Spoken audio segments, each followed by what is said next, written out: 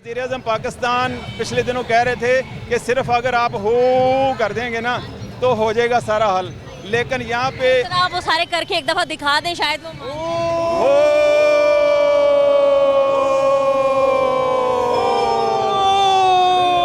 अस्सलाम वालेकुम सर। वालेकुम सलाम। सर ठीक है आप? अल्हम्दुलिल्लाह।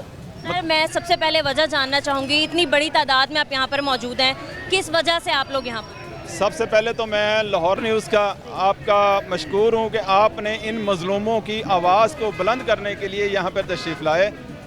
यकीन करें 4 माह से लोग बाहर हैं और अपने मुतालबात के हवाले, जायज़ मुतालबात के हवाले से एहतजाज कर रहे हैं, लेकिन हम हुकूमत सुनने के लिए तैयार नहीं है। बल्कि आए दिन आप देखते हैं मीडिया वाले कि मुलाजमीन, कुछ पॉलिसियाँ ऐसी हैं कि मुलाजमीन की ज़िंदगी भर की जो कमाई है वो भी छीनी जा रही है, और वो हमसे छीन कर ग्रेजुटी पेंशन, लिव इन कैशमेंट और बेवा यतीमों का 17A का जो कानून था वो वापस लेकर अपने लोगों को नवाजा जा रहा है उन पैसों से। MNA MPA मिनिस्टर को 950% तनख्वाहें बढ़ाई जा रही हैं उनकी, और 10-10 अरब रुपए की गाड़ियां, यहाँ तक कि आप बेहतर जानते हैं कि कंपनी, एक फर्द हमें बता रहे थे कल कि वो गया तो उसने कहा कि हुकूमत ने 6 माह तक बुकिंग बंद करवा दी है, सिर्फ हुकूमत को गाड़ियाँ मिलेंगी।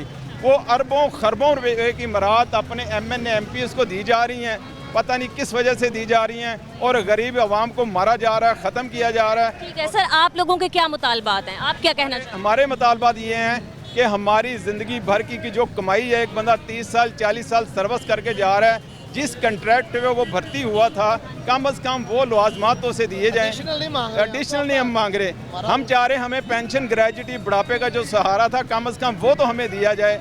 वो 17A में जो बच्चा भर्ती होता था, बेवा और यतीम भर्ती हो जाती, वो ख़त्म कर दिया गया है। जो लिव इन कैशमेंट, जो हमें 15 माह की तनख्वाह मिलती थी, एंड पे 15 लाख, 10 लाख रुपया, 7 लाख रुपया, 5 लाख रुपया एक गरीब आदमी की, वो भी छीन ली गई। तो वो जब तक वापस नहीं करते, वज़ीर आला ने बकायदा 2 दफ़ा हमारे साथ मीटिंग की और उन्होंने वादा किया कि आपको ये सब कुछ मिलेगा, आपके जायज़ हक है। लेकिन अब कह रही हैं कि सिर्फ ये मुलाजम ख़त्म होंगे तो पाकिस्तान बचेगा। हम कह रहे हैं करप्शन ख़त्म होगी तो पाकिस्तान बचेगा। ठीक है सर, अपने ज़ाती मराद ख़त्म नहीं किए जा रहे, जो हमारे छोटे तबके के लोग हैं या फिर वर्कर्स हैं, उनकी मराद छीनी जा रही हैं उनसे, तो सर आइंदा का आपका लाहे अमल क्या होगा? आज हम कफन तक पहुँच गए हैं कि सब ने कफन पहने हुए हैं। वज़ीर-ए-आज़म कहते थे कि मैं कपड़े बेच कर भी लोगों को ना ख्याल रखूँगा, लेकिन आज लोग कफन पहनने पर मजबूर हो गए हैं। और आइंदा लाया अमल ये है कि इंशाल्लाह हम धरना देंगे, पूरे पंजाब से अज़ला यहाँ पर आएंगे, वज़ीर आला हाउस के सामने धरना होगा, और इंशाल्लाह तब तक नहीं उठेंगे जब तक हमारी जो जायज़ मराहत है वापस नहीं कर। एक और बात भी देखिए, असातिज़ा हमने देखे हैं, हमने डॉक्टर्स देखे हैं, अब आप लोग के ऑल पाकिस्तान क्लर्क एसोसिएशन की बड़ी तादाद में यहाँ पर लोग मौजूद है। सर क्या हमारे शहरियों के पास एक यही राइट रह गया कि अगर अपने हक के लिए उन्होंने कुछ मांगना है तो रोड्स ब्लॉक कर दिए जाएं और इदारों के आगे धरना दे दिया जाए? कोई और तरीक़ेकार नहीं है इसका?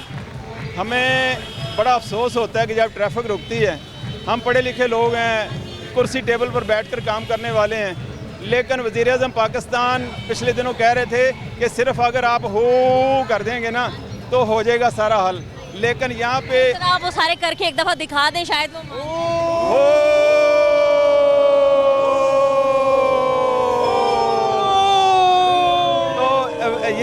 ये भी हमने आपके सामने कह दिया है। अल्लाह करे कि अपनी ज़बान पर कायम रहें और हु हमारी सुन लें, वरना अल्लाह तो हाँ सुनने वाला है।